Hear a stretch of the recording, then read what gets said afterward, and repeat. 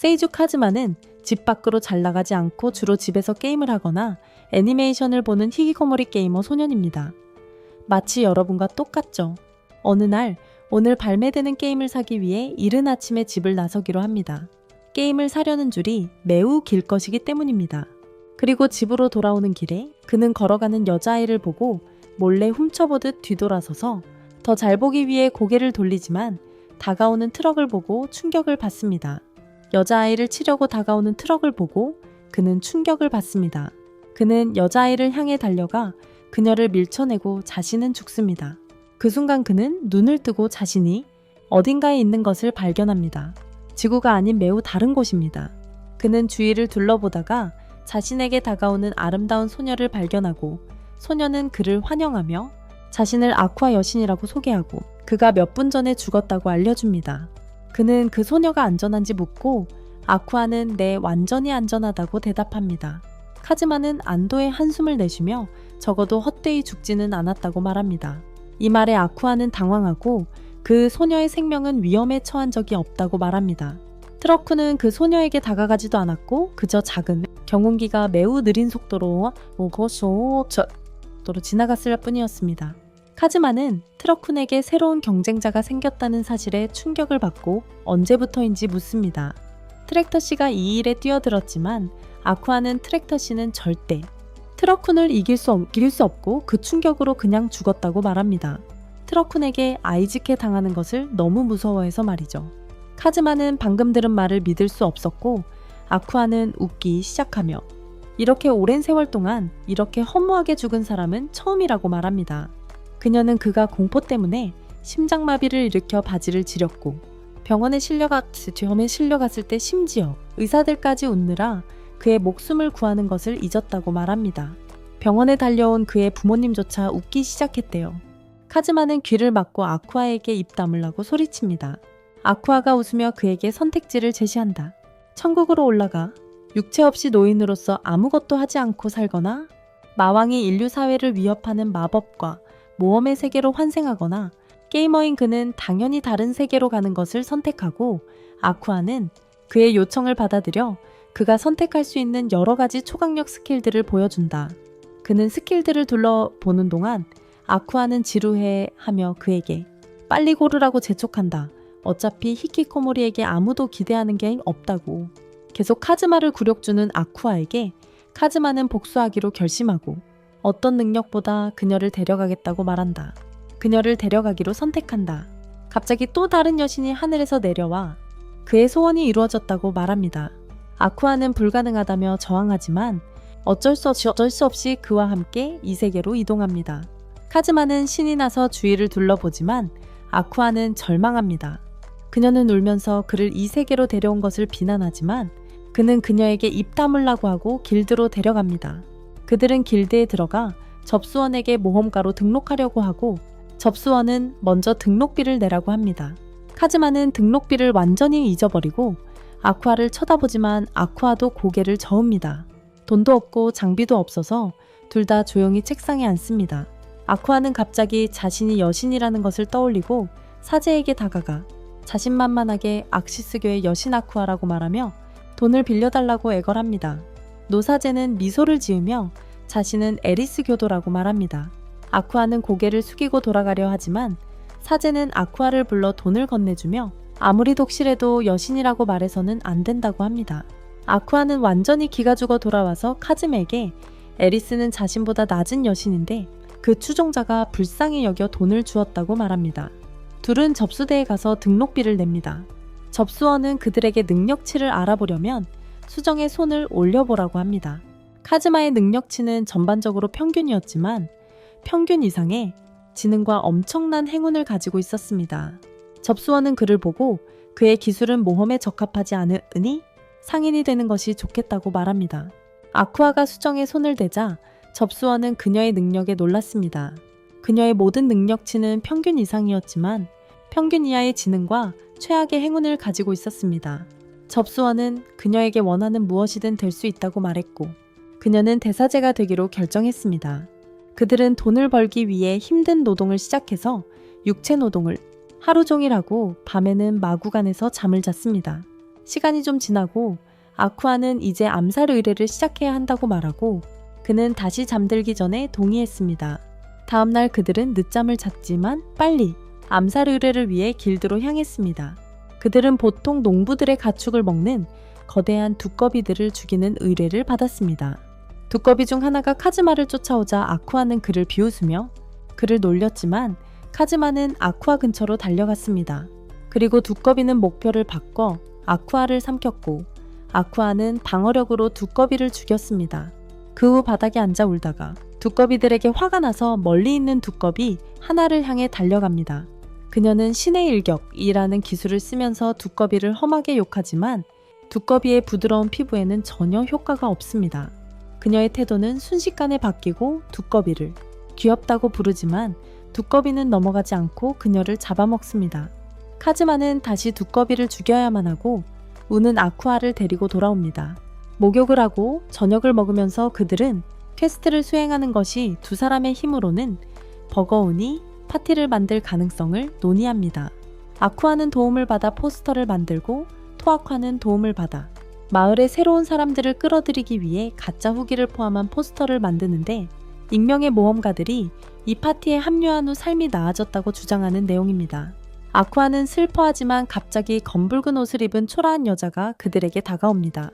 그녀는 자신을 메구밍이라고 소개하며 매우 괴짜스럽게 인간에게 알려진 가장 강력한 마법을 가지고 있다고 주장합니다. 자기소개를 하는 동안 너무 배가 고파 쓰러집니다. 아쿠아는 그녀의 모험가 카드를 확인하고 카즈에게 그녀가 정말 궁극 마법사이며 고급 직업이고 폭발 마법을 사용하는데 매우 강력하다고 알립니다. 그들은 모두 음식을 먹고 몬스터를 사냥하러 갑니다. 두꺼비 좀 더 찾아서 메구밍이 뭘 할 수 있는지 보자. 두꺼비들을 발견한 카즈마는 메구밍에게 멀리 있는 두꺼비를 조준하라고 말한다. 그들이 근처 두꺼비를 공격하는 동안 말이다. 하지만 아쿠아는 다른 계획을 가지고 있으며 두꺼비에게 복수할 결심을 했다. 그녀는 그중 하나로 달려가 마법으로 공격하려 하지만 그러기 전에 삼켜진다. 이번에는 카즈마조차 돕지 않고 메구밍이 무엇을 할 수 있는지 지켜본다. 그녀는 긴 주문을 외우고 다른 두꺼비에게 걸어 매우 강력한 폭발을 일으켜 두꺼비를 순식간에 죽이지만 카즈마는 그것이 다른 두꺼비들에게 위치를 알려주고 그들이 그들에게 다가오기 시작하는 것을 알아차린다. 카즈마는 계획을 세우려 메구밍 쪽으로 돌아섰지만 충격을 받았다. 메구밍이 이미 바닥에 쓰러져 근육 하나 움직이지 않고 있었기 때문이다. 그녀는 자신의 마법이 매우 강력해서 기력이 모두 소진되었다고 말했다. 그 말을 하는 동안 두꺼비 한 마리가 그녀에게 다가와 메구밍까지 삼켜버렸고 카즈마는 파티원들을 구하기 위해 두꺼비들을 모두 죽여야 했다. 그는 미끈미끈한 메구밍을 업고 아쿠아는 냄새가 난다며 울면서 그들을 따라왔다. 그는 메구밍에게 폭발 마법을 쓰지 말고 다른 마법을 사용하라고 말했지만 메구밍은 다른 마법은 하나도 배우지 못했고 폭발 마법밖에 모른다고 말했다. 카즈마는 그녀를 떼어내려 하지만 그녀는 카즈마에게 매달리고 이는 지나가던 사람들의 시선을 끌고 사람들은 카즈마가 이 여자애들을 강제로 변태적인 짓을 시킨 변태라고 생각합니다. 메구밍은 이 기회를 이용해 그가 오늘 저지른 변태적인 행각 후에 자기를 버리려 한다고 소리치기 시작합니다. 카즈마는 재빨리 그녀를 제지하고 메구밍은 파티에 그녀를 받아들이기로 합니다. 그날 밤 혼자 앉아있던 카즈에게 다크니스라는 성기사가 다가와 그의 파티에 들어오고 싶다고 말하지만 말하는 도중 의심스러운 행동을 보이기 시작합니다. 카즈마의 허풍 감지기가 울리기 시작합니다. 그는 이 여자가 자신이나 자신의 파티에 좋지 않다고 느낍니다. 그녀는 자신이 저 여자애들에게 한 짓을 봤다고 말하기 시작합니다. 소녀들과 그런 일이 일어나지 않도록 막아야 한다면서 마치 즐기는 것처럼 온몸을 비틀거린다. 정말 변태 같아. 카즈마는 아쿠아가 치유 마법 외에는 아무것도 못하고 그것마저도 자기 머리를 치유할 수 없어서 쓸모없다면서 그녀의 파티는 완전히 쓰레기라고 말한다. 반면 로리코는 마법을 단 하나밖에 몰라. 하루에 한 번밖에 사용할 수 없고 사용 후에는 완전히 무거운 짐이 되어 카즈마가 억지로 짊어져야 한다. 하지만 다크니스는 그의 손을 아주 세게 잡고 자신은 괜찮다고 말하며 자신이 성기사임에도 불구하고 검으로 단 한 명의 적도 제대로 못 쓰러뜨리고 잘하는 게 아무것도 없다고 털어놓는다. 그녀는 탱커가 되어 피해를 흡수하고 있어요. 카즈마는 그 여자가 단순히 고통에서 쾌락을 느끼는 마조이스트라는 것을 깨닫고 자신의 파티가 계속해서 기이한 사람들만 늘어나는 서커스가 아니라고 말해줍니다. 그녀가 무슨 말을 하기 전에 카즈마는 그 상황에서 도망쳐버립니다. 다음날 그는 선술집에 들어가 손님들을 위해 묘기를 부리고 좋아하는 아쿠아를 발견합니다. 카즈마는 그녀를 무시하고 아침을 먹는 로리콘에게 다가갑니다. 그리고 그녀에게 새로운 기술을 얻는 방법에 대해 묻습니다. 그녀는 그에게 다양한 작업을 수행하는 동안 새로운 기술을 얻게 된다고 설명합니다. 스킬 포인트를 받고 그 포인트로 원하는 어떤 기술이든 배울 수 있습니다. 폭발 마법을 배울 수 있는지 묻자 후만의 눈이 번쩍이며 그렇다고 그것이 최고의 마법이라고 말합니다. 하지만 카즈마는 메구민객에서 마법을 배우는 것은 파괴적이고 쓸모없을 것이라는 것을 알고 즉시 물러섭니다. 그 모습에 메구밍은 슬퍼하며 음식을 먹고 카즈마는 가진 스킬 포인트로 배울 수 있는 기술들을 생각합니다. 그때 뒤에서 익숙한 목소리가 그를 부르고 그는 다시 고개를 돌립니다. 뒤돌아보니 어둠 속에 그녀의 친구가 함께 있었습니다. 그녀는 그에게 다가가 어제 미완성으로 남았던 대화를 마무리 짓고 싶다고 말합니다. 하지만 카즈마는 즉시 파티에 데려갈 수 없다고 말합니다. 그런 무자비한 거절을 듣고 그녀는 마음이 무너져 울먹이며 몸부림칩니다. 다행히도 그녀의 친구 크리스가 둘 사이에 들어와 누구에게든 강요해서는 안 된다고 말합니다. 적어도 이 여자아이는 동의가 무엇인지 알고 있습니다. 그녀는 카즈맥에 자신을 소개하며 자신이 도둑이라고 말합니다. 그녀는 카즈맥의 유용한 기술을 배우고 싶어 한다는 말을 우연히 들었다며 그가 원한다면 도둑질 기술을 가르쳐 줄 수 있다고 말합니다. 몇몇 다른 사람들과 함께 시원한 음료수 몇 잔이라는 작은 대가로 말이죠. 크리스는 주변에서 유일하게 정상적인 사람처럼 보였기에 카즈마는 기뻐서 훈련하러 가기 전에 곧바로 그녀에게 음료수를 사주겠다고 합니다. 두 사람은 서로 마주본 채 서 있고 크리스는 그에게 마법을 보여주겠다며 결국 자신의 마법을 사용하여 그가 가지고 있던 작은 돈주머니를 훔칩니다. 그녀가 이 기술을 제대로 배우면 소지품을 훔칠 수 있다고 설명하자 그는 엄청난 감명을 받습니다. 소지품을 훔칠 수 있다고 말입니다. 모르게 다른 사람의 것을 훔칠 수 있을 거예요. 하지만 가방을 카즈맥에 돌려주기 전에 그녀는 그들 사이의 승부를 제안하는데 만약 그가 도둑질 능력을 익힐 수 있다면 자신에게 시험해볼 기회를 주겠다고 말합니다. 운이 좋고 실력이 있다면 그녀가 가지고 있는 값비싼 단검을 훔칠 수 있지만 그렇지 않으면 돌만 남게 될 것입니다. 그는 도전을 받아들이고 카드에 있는 기술을 배우기 시작합니다. 그녀에게 사용하기 전에 말이죠. 눈을 뜨자 단검은 여전히 크리스의 허리띠에 있지만 크리스가 당황해서 자신이 가지고 있던 돌을 떨어뜨리는 것을 알아챕니다. 천천히 손을 펴보니 엄청난 행운을 거머쥐었네요. 그녀의 속옷을 훔쳐낸 거죠. 혹시 크로스드레싱 취미가 있는 걸까요?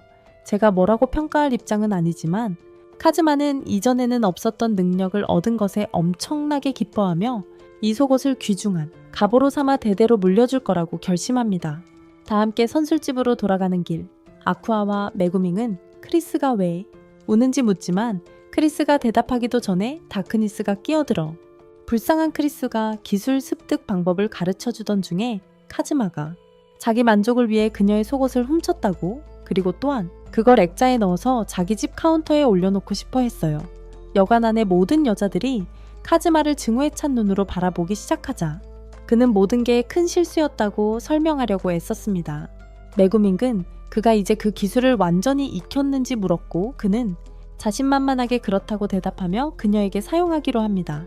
그는 그녀에게 마법을 사용했고 손을 펼치자 다시 한번 검은색 속옷이 손에 들려 있었고 메구밍은 당황한 표정을 지었습니다. 아쿠아는 혐오스러운 눈빛으로 그를 바라보며 그는 매우 혼란스러워했습니다. 그 마법은 아무거나 훔치는 마법인데 왜 속옷만 훔치는 거죠? 다크니스가 두 소녀 앞으로 냅다 달려들며 자기 감시 아래에서는 변태가 어떤 여자아이도 범접할 수 없다고 말하고 카즈맥에 자신에게 그 주문을 시험해보라고 말한다. 만약 감히 그렇게 한다면 하지만 카즈마는 단칼에 거절하며 자신은 관심 없다고 말하고 다크니스를 다시 안절부절 못하게 만든다.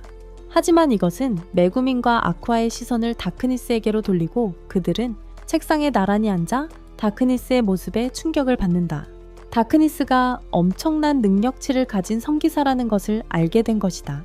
그들은 카즈마에게 왜 다크니스를 파티에 받아들이지 않았냐고 묻지만 카즈마는 이미 결정했다. 더 이상 괴짜는 파티에 받아들이지 않겠다고 다크니스의 눈을 똑바로 쳐다보며 진지한 표정으로 파란 머리의 에데아가 진짜 여신이라고 말한다. 보기에 그렇지 않아 보일지도 모르지만 그들은 마왕 자신과 싸울 계획을 세우고 있습니다. 그녀가 그들과 함께한다면 악마들의 끊임없는 공격에 시달리며 지옥 같은 삶을 살게 될 것이고 마왕에게 붙잡히면 영원히 고문을 당할 것입니다. 이 말로 다크니스가 물러설 것이라고 생각했지만 놀랍게도 그녀는 고문당하는 생각에 기뻐해야 하며 그에게 합류하게 해달라고 애원합니다. 반면 아쿠아는 카즈마에게 더 이상 마왕과 싸우고 싶지 않다고 고문당하고 싶지 않다고 말합니다. 아쿠아는 블루베리 스무디 수준의 지능을 가진 것 같습니다. 그녀는 고문당하는 것을 원치 않기 때문에 더 이상 마왕과 싸우고 싶지 않다고 합니다. 아쿠아는 블루베리 스무디 수준의 지능을 가진 것 같습니다. 갑자기 확성기 소리가 요란하게 울리더니 안내원이 긴급 퀘스트가 있다고 선포하며 모든 모험가들이 정문에 집합하라고 합니다. 카즈마 일행을 포함한 다른 모험가들도 도시 정문 밖으로 뛰쳐나가는데 모두들 이 전투에 꽤 흥분한 듯합니다. 멀리서 엄청난 먼지가 일어나는 것을 보고 거대한 군대가 아닌가 싶어 카즈마는 겁에 질리지만 아쿠아는 이게 수학, 철이고 배추 군단이 도시로 들어오는 것이라고 말합니다. 이 세 개의 배추는 매우 다르다며 설명하는데 완전히 익으면 엄청나게 커져서의 생허지어녀 날개를 펼치고 날아서 잡아먹히는 것을 피해요. 그들은 아무도 없는 사막을 찾을 때까지 계속 날아다니다가 평화롭게 죽어요. 잡아먹히지 않고요. 그녀는 모험가들의 임무는 이 배추들이 도망치기 전에 잡아서 맛있는 음식으로 만드는 것이라고 말해요. 접수원은 배추들을 위한 특별한 우리를 만들었다고 알려주고 잡은 배추의 수에 따라 돈을 벌 수 있다고 말해요. 그들은 모두 배추들을 잡기 시작하고 다크니스는 다시 카즈마에게 다가와 자신의 능력을 보여주며 자신을 씻겨달라고 부탁해요. 그녀는 밭으로 걸어가 날아오는 배추들을 향해 휘두르기 시작하지만 카즈마는 놀랍게도 그녀가 하나도 맞추지 못하고 주변의 모든 것을 놓치는 것을 본다. 하지만 그녀가 다른 무언가를 하기 전에 사람들이 비명을 지르는 소리가 들려오는데 이번에는 배추들의 수가 엄청나게 많아서 사람들이 배추들에게 두들겨 맞고 짓밟히고 있는 것 같다. 다크니스는 즉시 쓰러진 사람들 앞으로 달려가 자신의 몸을 망가진 스펀지처럼 사용하며 배추들로부터 그들을 방어하고 공격의 대부분을 막아낸다. 그녀는 거기에 서서 공격을 받으며 모두에게 도망치라고 말한다. 양배추에 맞아 갑옷 조각들이 하나씩 떨어져 나간다. 카즈마조차 그녀의 용감함에 놀라며 스스로를 구하라고 소리치지만 이내 그녀가 다칠 가능성에 흥분해서 즐거워하고 있다는 것을 깨닫는다. 갑자기 메구밍이 폭발 마법 주문을 외우는 소리가 들린다. 카즈마는 그녀를 막으려고 돌아서지만 파티원들이 다 괴짜라서 결국 다크니스를 포함한 모든 양배추들에게 폭발 마법을 써버린다. 그렇게 모든 양배추들을 한꺼번에 물리친다.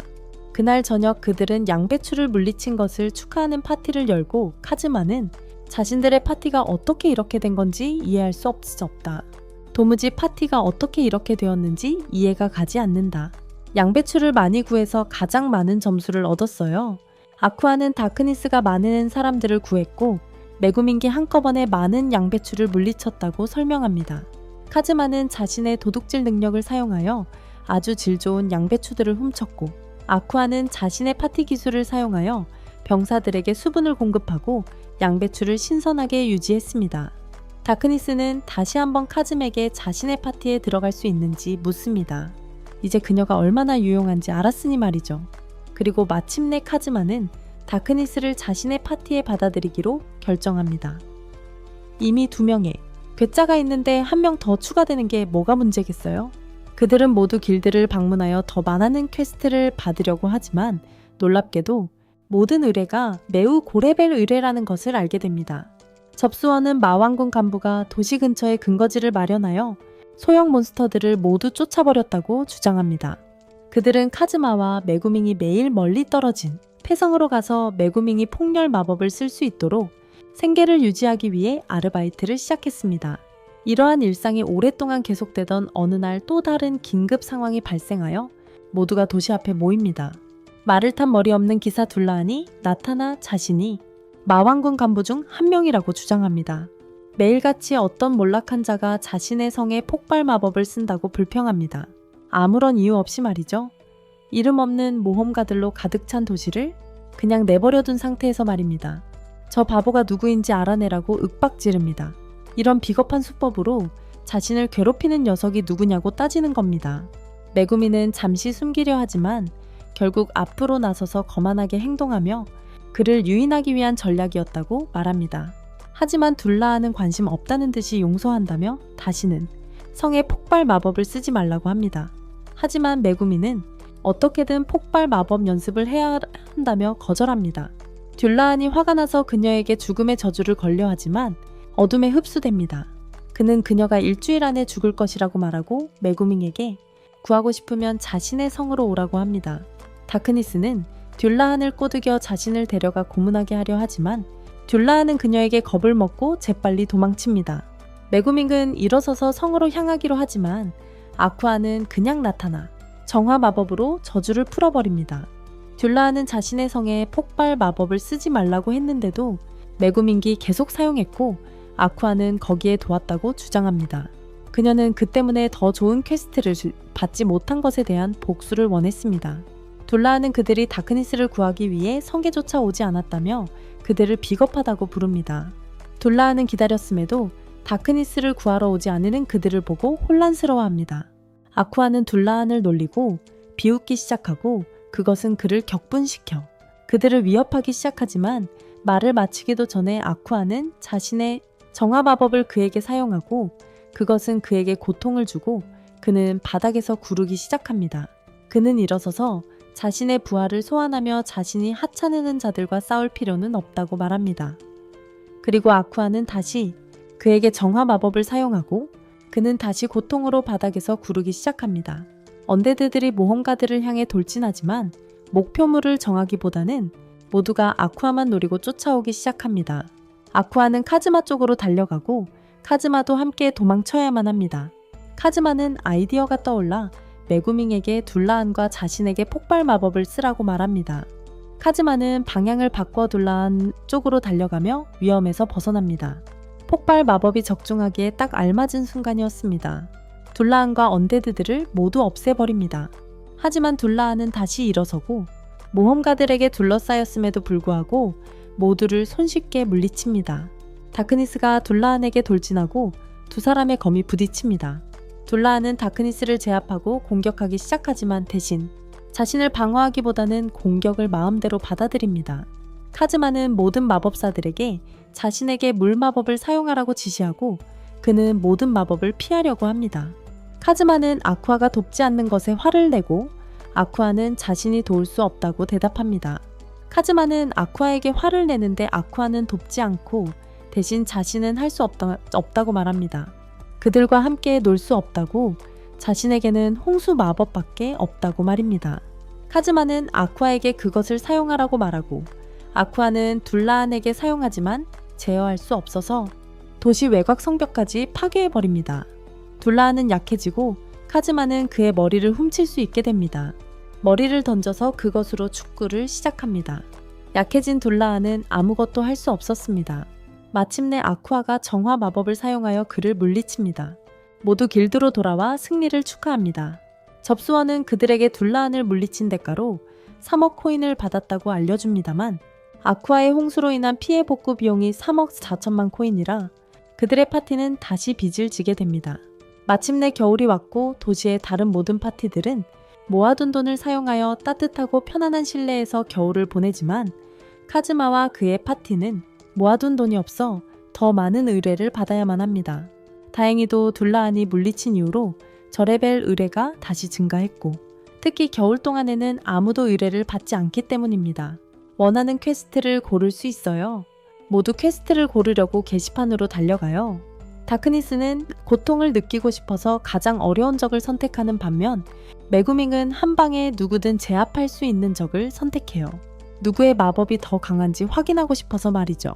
놀랍게도 아쿠아는 작고 귀여운 겨울에 나타나는 푹신한 눈요정을 처치하는 퀘스트를 선택했어요. 눈요정 하나당 10만 코인을 주는데 이렇게 약한 적에게는 엄청난 금액이죠. 카즈마는 다크니스가 이 퀘스트에서는 다칠 수 없으니 반대할 거라고 예상했지만 의외로 이 퀘스트에 열의를 보이고 있어요. 엄청난 보상이 걸린 의뢰라 카즈마는 약간 의심스럽지만 그래도 의뢰를 수락하기로 합니다. 그들은 목적지에 도착하고 카즈마는 놀랍게도 요정들을 죽이는 것이 얼마나 쉬운지 알고는 쫓아다니기 시작합니다. 반면 아쿠아는 요정들을 잡아서 병에 담아 여름에 음료를 시원하게 하는데 사용하여 아르바이트를 시작하려고 합니다. 메구밍은 폭발 마법으로 한 번에 요정 8마리를 죽이고 레벨업을 하지만 다시 눈 속에 쓰러집니다. 카즈마는 모든 것이 계획대로 되어서 기뻐 보이지만 갑자기 강한 바람이 불기 시작하고 저 멀리 그림자가 보입니다. 다크니스는 흥분한 듯 검을 뽑습니다. 카즈마는 아쿠아에게 무슨 일인지 묻고 아쿠아는 겨울 장군일 거라고 대답합니다. 마침내 그림자의 정체가 드러나는데 거대한 얼음 사무라이였습니다. 그것은 다가와 다크니스를 공격하고 다크니스는 막아보지만 순식간에 검이 산산조각 납니다. 다크니스는 쉽게 제압당하는 것을 즐기는 것 같지만 카즈마는 무서워합니다. 아쿠아는 모든 정령들을 해방시키고 장군은 그것을 좋아하는 것 같습니다. 아쿠아는 카즈에게 장군이 존경을 좋아하니 땅에 엎드리라고 말합니다. 다크니스가 여전히 서 있는 동안 카즈마는 그녀에게 달려가 머리를 바닥에 짓누릅니다. 아쿠아는 카즈에게 그의 검이 무례한 행위라고 말하지만 쇼군이 그가 말하기 전에 그의 목을 베어버립니다. 카즈마는 다시 눈을 뜨고 자신이 저승에 있음을 알게 되지만 이번에는 아쿠아 대신 에리스라는 또 다른 아름다운 여신이 그에게 말을 겁니다. 그녀는 그에게 원한다면 일본으로 다시 환생시켜줄 수 있다고 말하고 그는 그 말에 동의하며 부유한 집안에 태어나게 해주고 나중에 결혼할 아름다운 소꿉친구를 갖게 해달라고 요청합니다. 그들은 에리스의 환생을 앞두고 아쿠아의 목소리를 들었습니다. 그녀는 그에게 소리치며 자신이 그에게 환생 마법을 걸었으니 돌아오라고 말합니다. 에리스는 그에게 이미 한 번 이 세계에 환생했기 때문에 다시 보낼 수 없다고 말하고 그는 그 사실을 아쿠아에게 전합니다. 그 말을 들은 아쿠아는 화를 내며 누가 그런 말을 했냐고 묻자 그는 에리스라고 대답합니다. 아쿠아는 더욱 화가 나서 에리스를 험담하기 시작하고 그는 당황하여 아쿠아의 폭풍 같은 잔소리에서 벗어나기 위해 재빨리 그를 환생시킵니다. 아쿠아의 무릎에서 눈을 뜨자 겁에 질린 다크니스와 메구밍에게 껴안겨 있습니다. 그들은 길드로 돌아가고 아쿠아는 요정 중 하나를 몰래 빼돌렸다고 밝힙니다. 카즈마는 더 많은 돈을 벌기 위해 그것을 죽이라고 하지만 아쿠아는 울면서 말합니다. 카즈마는 그녀에게 그것을 죽여서 더 많은 돈을 벌자고 하지만 아쿠아는 울먹이며 말합니다. 그녀는 그것을 계속 갖고 싶어 하고 그는 한참 후에 동의합니다. 이제 그의 친구가 된 이 사람들이 그를 실제로 걱정한다는 것을 알고 그는 행복합니다. 하지만 그녀는 그들이 거의 모든 돈을 거대한 향연을 위한 음식 주문에 쏟아붓는 것을 보고 충격을 받습니다. 카즈마와 아쿠아는 위즈라는 리치가 소유한 가게를 방문합니다. 아쿠아는 그녀를 보자마자 카즈마가 제지하기 전에 그녀를 위협하기 시작합니다. 그들은 며칠 전에 묘지에서 위즈를 찾았는데 그녀는 영혼들을 진정시키려고 애쓰고 있었습니다. 하지만 아쿠아는 모든 영혼을 퇴치하고 말았습니다. 그는 위즈에게 기술을 가르쳐 줄 수 있는지 묻지만 아쿠아는 반대합니다. 위즈는 둘라안을 물리친 카즈마를 축하하며 그가 마왕군 최강의 검사 중 한 명이었고 자신을 짝사랑했다고 말한다. 마왕군 최강의 검사 중 한 명이었고 자신을 짝사랑했다고 말한다. 카즈마는 위즈가 둘라안을 어떻게 아는지 묻고 위즈는 자신도 마왕군 간부 중 한 명이라고 답한다. 아쿠아는 즉시 위즈에게 달려들어 정화하려 하지만 카즈마가 막는다. 카즈마는 위즈의 연루 사실을 묻지만 위즈는 누구에게도 해를 끼치지 않았고 가게에서만 일하고 싶다고 애원한다. 그녀는 단지 그의 성의 마법 방어막을 만들었을 뿐이라며 카즈마는 그녀가 도시에 머물러 가게를 운영하게 한다. 카즈마는 아쿠아에게 방어막을 부술 수 있냐고 묻고 아쿠아는 그게 그녀에게는 쉬운 일이지만 여전히 위즈를 제거하려고 합니다. 하지만 카즈마는 장벽을 해제할 수 있더라도 악마왕과 싸울 만큼 강하지 않다며 위즈를 설득합니다. 그는 위즈에게 능력을 가르쳐 달라고 부탁하고 위즈는 드레인 터치를 제안합니다. 그녀는 능력을 시범 보일 자원자를 구하고 아쿠아는 음흉한 미소를 지으며 기꺼이 자원합니다. 위즈는 그녀의 손을 잡고 힘을 흡수하려 하지만 아쿠아는 마법으로 시범을 방해합니다. 카즈마는 그녀를 다시 치면서 위즈가 시범을 보이도록 합니다. 시범 후 그는 기술을 배우고 떠나려는 순간 손님이 가게에 들어와 모험가들에게 저택에 있는 모든 악령들을 없애주는 것을 부탁합니다. 그리고 그 대가로 그곳에서 무료로 살게 해주겠다고 합니다. 카즈마는 즉시 그 기회를 잡고 모두들 짐을 싸서 저택으로 이사합니다. 그들은 저택 전체를 청소하고 카즈마는 마침내 자신만의 방을 갖게 되어 기뻐합니다. 마구간에서 잠을 잔 후로는 천국과 같은 기분입니다. 하지만 편히 쉴 틈도 없이 아쿠아의 울음소리를 듣고 그녀의 방으로 달려갑니다. 아쿠아는 자신이 혼자 마시려고 했던 값비싼 술이 악령들에게 훔쳐갔다며 불평하고 방 밖으로 뛰쳐나갑니다. 그녀는 혼자 마시려고 했던 비싼 술이 악령들에게 훔쳐갔다며 그에게 불평하고 방 밖으로 뛰쳐나갑니다. 집안의 모든 악령을 죽이겠다고 결심한 카즈마는 침대로 돌아왔지만 몇 시간이 지나도 잠 못 이루고 있었다. 일어나려고 하지만 의자에 앉아있는 인형이 악령에 씌인 것을 보고 겁에 질린다. 이불 속에 숨으려 하지만 인형의 수가 늘어나자 아쿠아의 이름을 외치며 방에서 뛰쳐나온다. 아쿠아의 방에 들어가자 침대에 앉아있는 빨간 눈의 소녀를 보고 깜짝 놀란다. 하지만 그것은 화장실이 가고 싶어서 아쿠아에게 도움을 청하러 온 메구민이었다. 하지만 아쿠아는 여전히 저택을 돌아다니며 악령들을 죽이고 있었다. 아쿠아는 여전히 저택을 돌아다니며 악령들을 사냥하고 있었다. 창문에 인형들이 갑자기 나타나더니 방에서 도망친다. 화장실을 찾아 메구밍이 들어가고 카즈마는 기다리는데 갑자기 엄청난 수의 요괴들이 몰려들자 문을 부수고 메구밍을 잡아 달아난다. 방에 들어가 문을 닫지만 이내 문을 두드리는 소리가 들린다. 메구밍은 너무 무서워서 폭렬 마법을 외우려 하지만 카즈마는 저택 전체가 날아갈 거라며 막는다. 문을 열고 도망치기로 결심하지만 문을 여는 순간 문에 맞은 아쿠아가 어둠 속에 쓰러져 있는 것을 발견한다. 아쿠아가 집안의 요괴들을 모두 없애고 다음날 그 공로로 상금과 함께 영구 거주지를 얻게 된다. 어느 날 도시 전체의 이동요새의 디스트로이어가 도시를 향해 이동 중이라는 발표가 나고 그래서 모든 주민들에게 신속히 대피하라는 지시가 내려집니다. 아쿠아는 대피할 준비를 하지만 카즈마는 그녀와 다른 이들을 길드로 데려가고 거기서 접수원은 그에게 디스트로이어가 경로상의 모든 것을 파괴하는 악명 높은 이동 요새라고 설명합니다. 그녀에게 폭발 마법으로 파괴할 수 있는지 묻자 그녀는 디스트로이어에는 아무도 뚫지 못한 방어막이 있다고 대답합니다. 그것을 둘러싸고 있는 아무도 뚫은 적이 없는 방어막이 있다고 말합니다. 그는 아쿠아를 바라보고 아쿠아는 자신이 뚫을 수도 있다고 말합니다. 이 말을 들은 길드원들은 모두 파괴자를 물리쳐달라고 간청합니다. 이 도시에는 많은 가족들이 살고 있으니까요. 카즈마는 파괴자를 무력화할 만한 힘이 정말로 있을지 묻습니다. 그리고 모두 메구밍을 봅니다. 그녀가 가장 강력한 마법을 사용하니까요. 메구밍은 혼자서는 파괴자를 파괴할 만한 힘이 없다고 대답합니다. 바로 그때 위즈가 길드에 도착하여 늦어서 사과합니다. 그녀는 언데드 리치이기 때문에 엄청난 만화를 가지고 있고 매우 강력한 폭발 마법을 사용할 수 있다며 도울 수 있다고 말합니다. 카즈마는 작전을 개시하고 준비를 합니다. 파괴자가 도시 근처에 도착하고 그것은 마치 대포와 레이저가 온통 달린 거대한 금속 거미. 그는 아쿠아에게 장벽 파괴 마법을 사용하라고 말하고 그녀는 지팡이를 소환하여 자신의 마력 대부분을 사용해 누구도 본 적 없는 가장 강력한 장벽 파괴 마법 중 하나를 만들어 파괴자에게 사용합니다. 그녀가 장벽을 부수려고 애쓰는 동안 파괴자의 진격이 멈춥니다. 하지만 마지막 마력을 쏟아부은 끝에 마법 장벽을 파괴하고 마법 공격에 취약하게 만듭니다. 카즈마는 폭발 마법을 준비하고 있는 위즈 쪽으로 돌아섭니다.